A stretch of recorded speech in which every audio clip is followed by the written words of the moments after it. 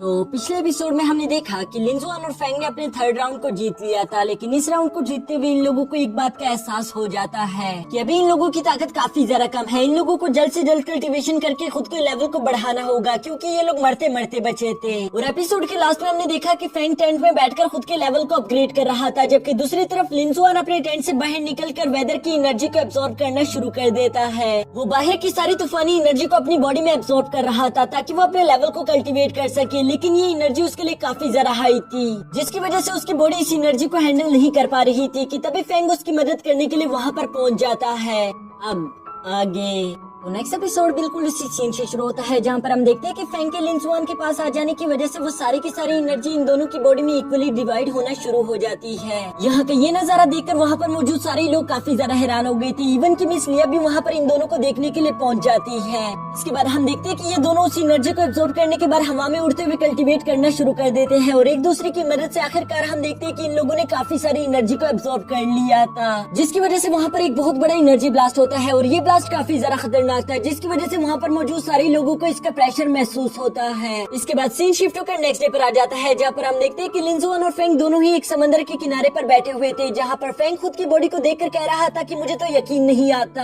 आखिर मैंने अपने बुद्धा आइकन के 8 सर्कल को कैसे कंप्लीट कर लिया। इस सर्कल को कंप्लीट करने के लिए लोग पूरी पूरी जिंदगी लगा देते हैं, आखिर ये सब कैसे हो गया, मुझे तो अभी भी यकीन नहीं आ रहा। जबकि दूसरी तरफ लिंजुआन ने भी अपने लेवल 5 को अचीव कर लिया था और वो कहता है कि वाह, मानना पड़ेगा कि ये स्पिरिचुअल बीट तो काफी ज्यादा कमाल की है, क्योंकि इसकी मदद से हमने एक ही दिन में अपने लेवल को अपग्रेड कर लिया। सोचो अगर हर बार हम इसी की मदद से कल्टीवेशन करते रहे तो जल्द ही हम लेवल 6 को भी अचीव कर लेंगे। वो अभी अपने ख्याली पुलाव पका ही रहा था कि तभी उसको याद आता है कि जब तक मैं फेंग के साथ अटका रहूंगा मेरी लाइफ काफी ज्यादा मुश्किल रहेगी, और इसीलिए वो सोचता है कि नहीं, मुझे जल्द से जल्द इस कनेक्शन को खत्म करना होगा, जिस पर फेंग भी उसके साथ पूरी तरीके से एग्री हो चुका था। यहाँ पर लिंजुआन बताता है कि माना कि ये स्पिरिचुअल बीट हमारे लिए काफी ज्यादा अच्छी चीजें भी लेकर आया, लेकिन उससे ज्यादा ये हमारे लिए बुरी चीजें कर रहा है, इसलिए हमें जल्द से जल्द इस कॉम्पिटिशन को जीत कर स्पिरिचुअल बीट को खत्म करना होगा ताकि हम दोनों एक दूसरे से अलग हो सके। ये सब कहते साथ ही लिंजुआन आगे बताना शुरू करता है, जैसा कि हमें मालूम है कि अगर हम दोनों एक दूसरे के काफी ज्यादा नजदीक हो तो हम दोनों की एनर्जी काफी ज्यादा हो जाती है,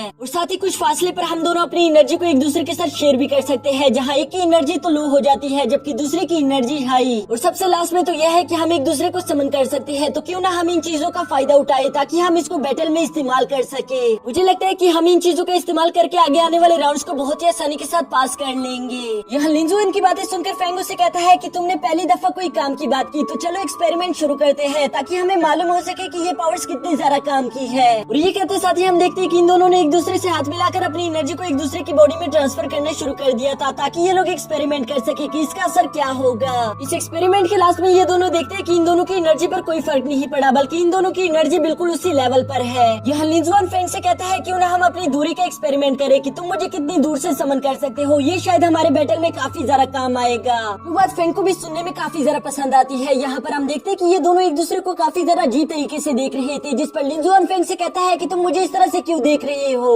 तुम यहाँ से दूर जाओ, मैं तुम्हें समन करूंगा। जिस पर फेंग उससे कहता है कि नहीं, तुम्हें यहाँ से दूर जाना होगा, जबकि मैं यहीं पर रुककर तुम्हें समन करूंगा। ये सुनकर लिंजुआन कहता है भला मुझे ही हर बार मुश्किल काम क्यों करना होगा। जिस पर फेंग उससे कहता है इसलिए क्योंकि तुम उड़ सकते हो, मैं उड़ नहीं सकता। अब यहाँ फेंग की ये बात सुनने के बाद हम देखते हैं कि लिंजुआन के पास और कोई रास्ता नहीं बचता सिवाय इसके कि वो अपने परों का इस्तेमाल करके यहाँ से उड़ता हुआ दूर चला जाए। और हम देखते हैं कि वो बिल्कुल ऐसा ही करना शुरू कर देता है, जहाँ हर घंटे बाद हम देखते हैं कि फेंग उसको समन करके यहाँ बुला रहा था। और लिंजुआन उसे बताता है कि मैं यहाँ से कितने 100 किलोमीटर दूर गया था, जहाँ पर हम देखते हैं कि पहले 500-600 किलोमीटर दूर तक तो इनको कोई भी फर्क नहीं पड़ता, लेकिन जब लिंजुआन 600-700 किलोमीटर से दूर जाना शुरू कर देता है तो धीरे धीरे करके इनके टेलीपोर्टेशन का टाइम भी ज्यादा हो रहा था, यानी कि लिंजुआन जल्दी समन नहीं हो पाता। और आखिरकार हम देखते हैं कि लिंजुआन पूरे 1200 किलोमीटर दूर चला गया था, जहाँ से फेंग को उसको समन करके वापस लाने में काफी ज्यादा मुश्किल होती है। यहाँ जब फेंग लिंजुआन को काफी ज्यादा मुश्किल के साथ समन करता है तो वो देखता है कि लिंजुआन अपने साथ एक बहुत बड़ी चट्टान भी लेकर आ गया था ताकि वो फेंग को उसके नीचे दबा सके,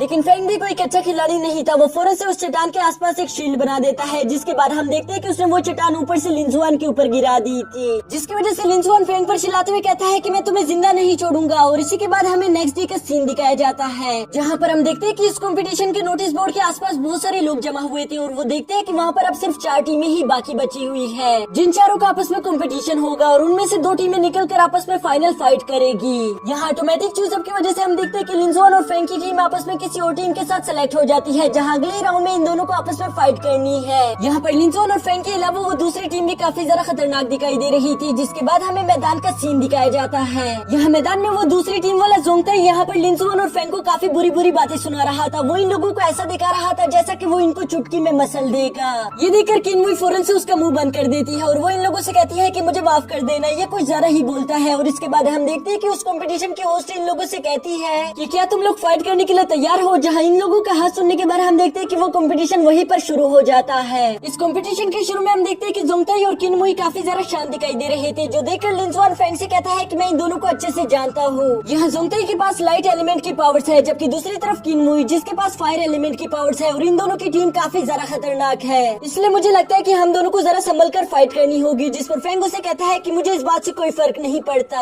ये कहती फैंग ने अपनी फुल एनर्जी को अनलीश कर लिया था, जिसके साथ ही हम देखते हैं कि वो इन दोनों पर अटैक करने के लिए आगे बढ़ना शुरू कर देता है, जो देखकर लिंजुआन कहता है कि वाह आज इसको फाइट करने के लिए कुछ ज्यादा ही जल्दी है। और ये कहते साथ ही हम देखते हैं कि लिंजुआन ने भी अपनी विंग्स का इस्तेमाल करते हुए फैंग का साथ देना शुरू कर दिया था। और इसी के साथ हमारा ये एपिसोड यहीं पर खत्म हो जाता है।